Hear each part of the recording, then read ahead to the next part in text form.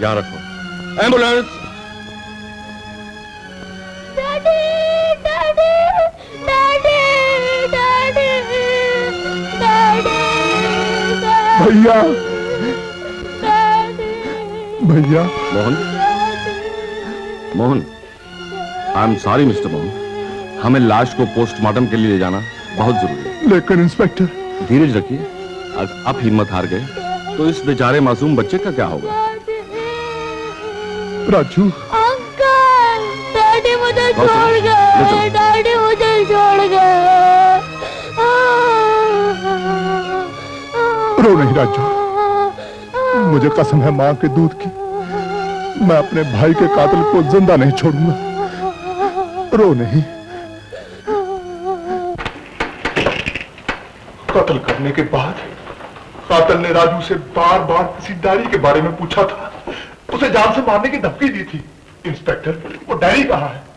मकान की तलाशी हो जाने के बाद सारी बात मालूम हो जाएगी। मगर कब? जरूर उस डायरी में कातिल के बारे में कुछ लिखा है। अगर वो डायरी उसके हाथ में लगे तो? मिस्टर मोहन, हम अपनी जिम्मेदारी खूब अच्छी तरह समझते हैं। आप पुलिस के मामलात में दखल देने की कोशिश न कीजिए। लेकिन इंस्पेक्टर, जिसका खून हुआ है उससे मेरा खून का रिश्ता था, और कातिल अभी तक गिरफ्तार नहीं हुआ। कहीं वो बदमाश मेरे हाथ में लग जाए तो।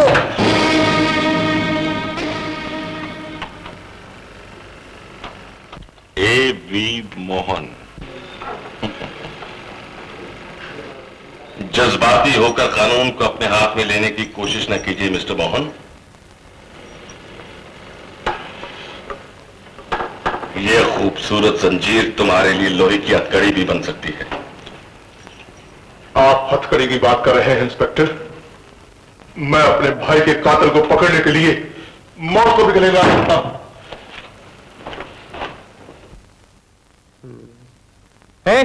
तू कहां जाता है? मैं अपने भाई रमेश के घर में जा रहा हूं। यहाँ किसी को जाने की इजाजत नहीं है। क्यों? जब तक पुलिस तहकीकात न कर ले तब तक कोई अंदर नहीं जा सकता।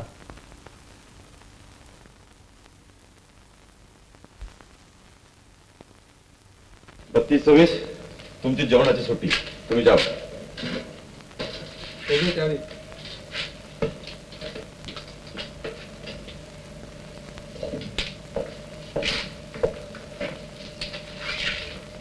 तमाम कमरे की तलाश लो और सुनो, डायरी मिलनी चाहिए। बाद जाओ।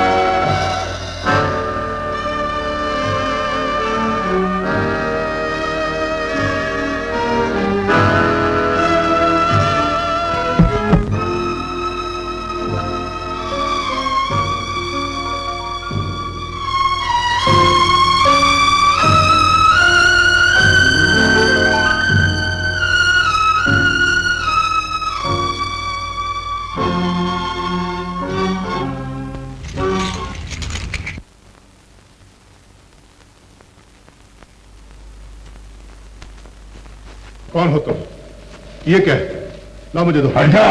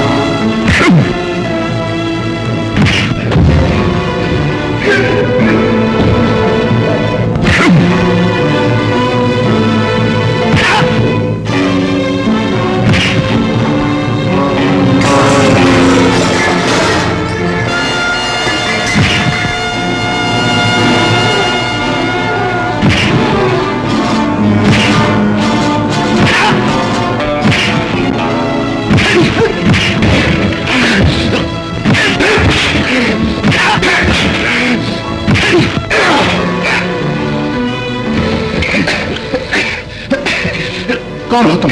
किसके लिए काम करते हो? तुम्हारा बॉस कौन है? कौन? कौन? मेरा बॉस।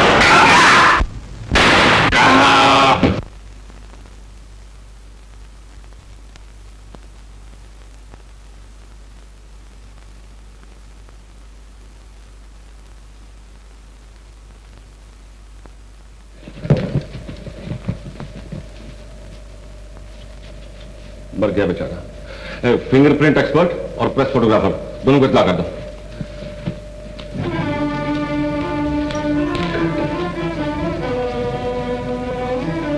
मोहन,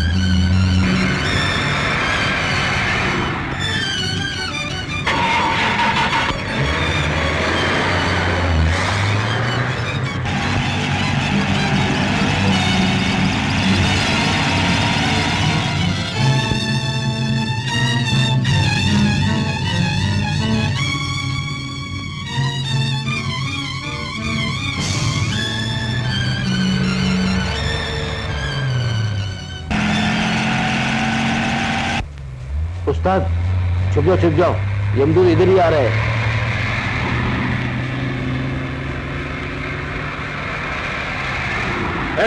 रोको रोको।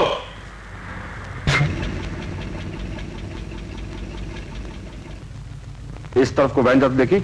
हाँ साहब, बड़ी जोर से जा रही थी। जीप लाओ।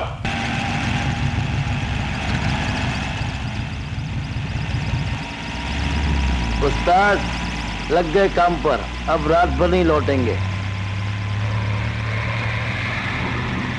श्याम सिंह,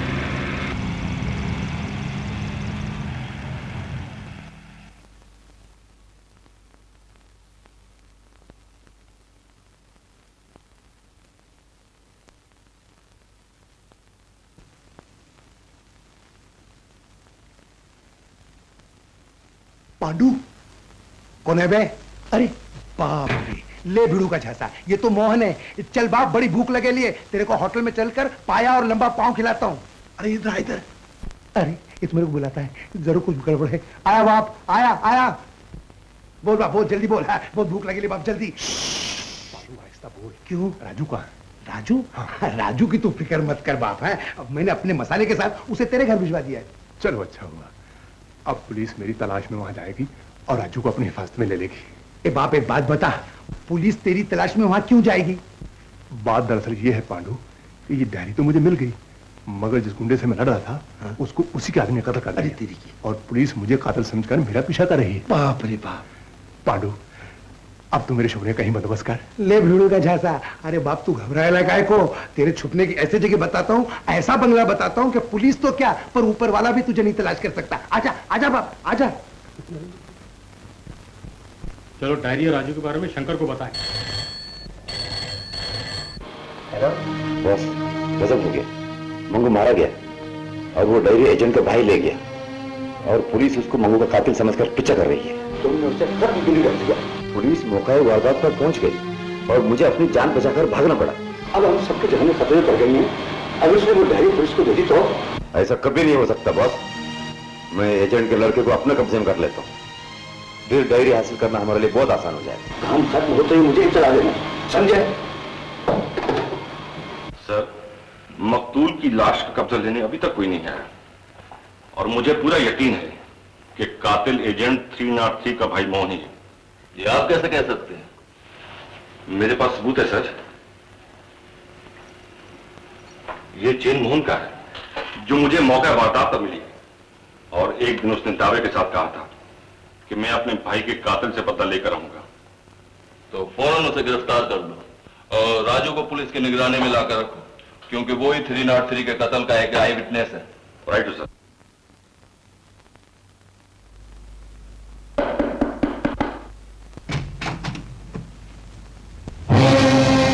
कौन है आप? क्या चाहिए?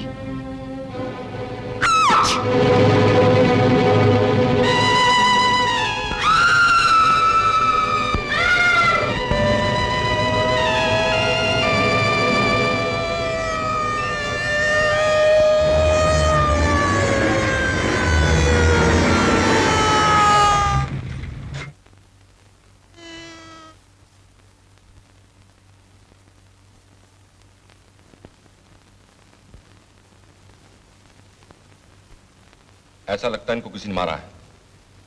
पानी लेकर।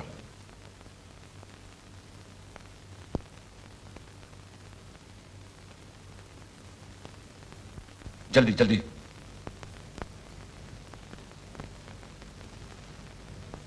मोहन और बच्चा कहाँ है? साहब, अभी भी गुंडा आया था, शायद वो उस बच्चे को उठा के लेके गया। उसे बचा लीजिए, जल्दी कीजिए। फिक्र मत करो, पुलिस। Come on.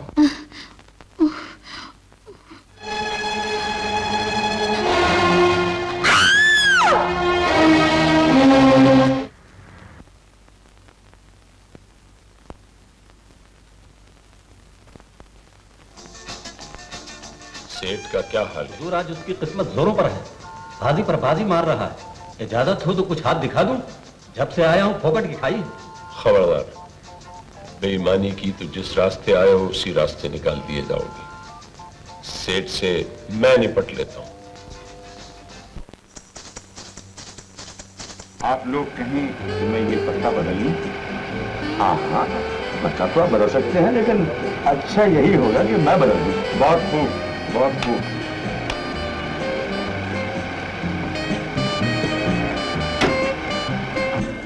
₹50,000। 50,000 की लिमिट है सेठ जी। ओह, थैंक यू बॉस। अब जब कि हम ही दोनों रह गए हैं तो फिर आपस में लिमिट की क्या? बहुत खूब।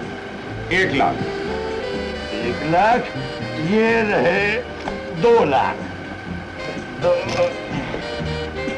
लीजिए 2 लाख। 2 लाख मेरे भी।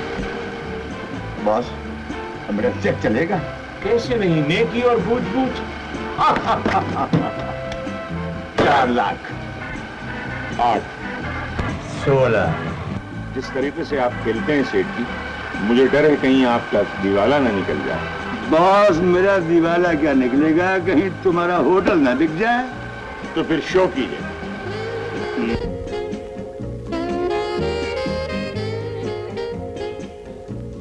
बादशाह। 1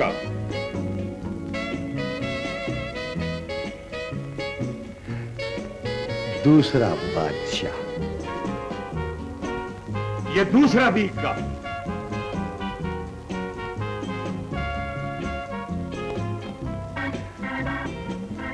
और अब तीसरा बादशाह।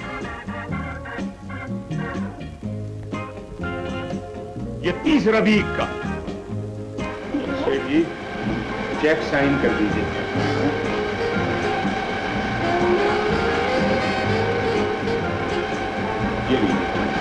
चलिए, मैं ऑफिस में आपसे बात कर लेता हूँ। कलेक्ट करना। 50 लाख रुपए का है और जुए में किसी पर इतनी बड़ी रकम का भरोसा करना महापाप है। कुछ काम की बात करो सेठ।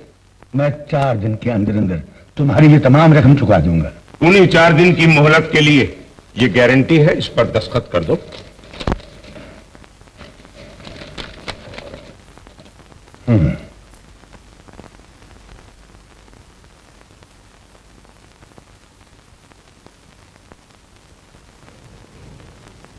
मैं आपके जुआ खेलने के स्टाइल से पहचान गया हूं कि आप एक तजर्बेकार खिलाड़ी हैं, और फिर लाखों का जुआ खेलना किसी अरे गरे की बस की बात नहीं। मैं इस शहर का सबसे बड़ा हीरो का व्यापारी हूं, जिंदगी में लाखों का कारोबार किया है, और फिर ये रकम तो मेरे हाथ का मैल है। सेठ जी, एक व्यापारी को दूसरे व्यापारी से हमदर्दी होती है। मैंने भी लाखों का माल उधर से इधर, इधर से उधर किया है। मेरा मतलब है हम दोनों एक ही मंजिल के मुसाफिर हैं। लेकिन मेरा धंधा तो ईमानदारी का है। ईमानदार तो मैं भी हूं, मगर दुनिया की नजर में। तुम कहना क्या चाहते हो? चंदनपुर की महारानी के पास एक निहायत खूबसूरत और कीमती हार है। हाँ, हो सकता है। कल वो महारानी उस हार को पहनकर एक बड़ी पार्टी में आ रही है। अगर वो हार मेरे हाथ में आ जाए तो मेरे और आपके दरमियान में जो तकाजा है वो दूर हो जाए। मिस्टर शेर, तुम शायद भूल रहे हो कि तुम एक बाइज्जत आदमी से बातें कर रहे हो। मैं झूठ, फरेब, चोरी डकैती को गुनाह समझता हूं। मुझे इन कामों से सख्त नफरत है, नफरत। सेठ जी, कुछ आप नाराज से हो गए? बस हम जाने दो, तुम्हारी रकम तुम्हें 4 दिन के अंदर अंदर मिल जाएगी। You are welcome sir.